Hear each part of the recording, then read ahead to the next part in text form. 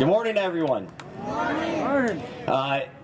First, I just want to thank you all for being out here today. Like you said, my name is Robert Wittenberg. I'm a state representative from Southeast Oakland County, and I'm also the co-founder and chair of our Gun Violence Prevention Caucus here in Michigan.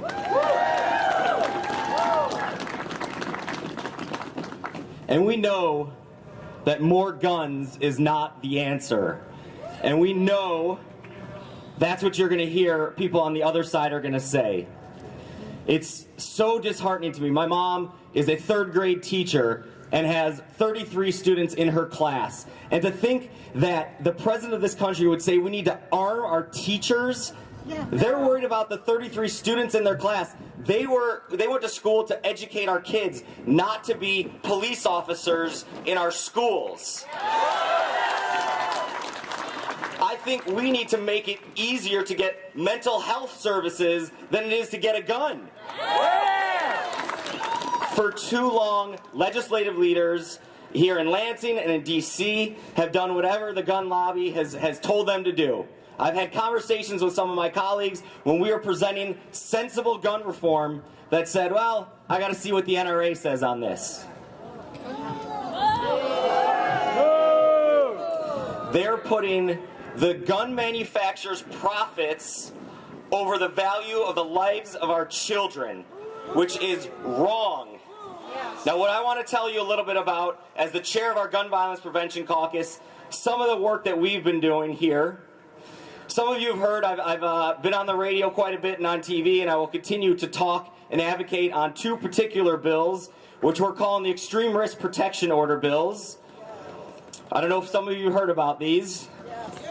In some states of the Gun Violence Restraining Order, Gun Violence Prevention Order.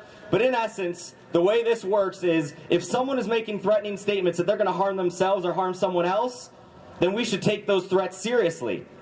And currently, unless they commit a crime, there's nothing we can do to seize their weapons from them. So what this bill does, and people have been referring to them as red flag bills, is that we give family members and law enforcement the power to be able to take their weapons away while they're in that bad state.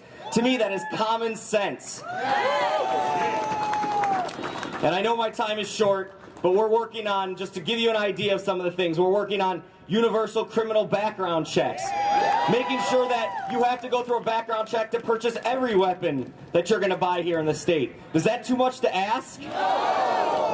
We also, I know they talked about it, ending the prohibition on doing research on gun violence in this country. The CDC is they're prohibited from doing the research on gun violence in this country, which is crazy to me.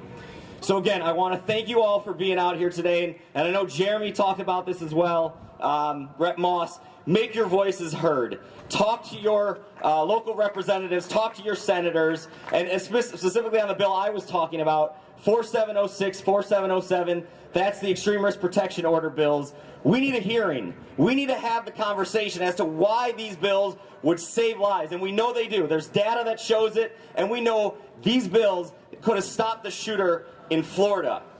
And so we have to push for these common sense solutions. And I will end by saying this. It is easier to childproof our weapons than it is to bulletproof our children.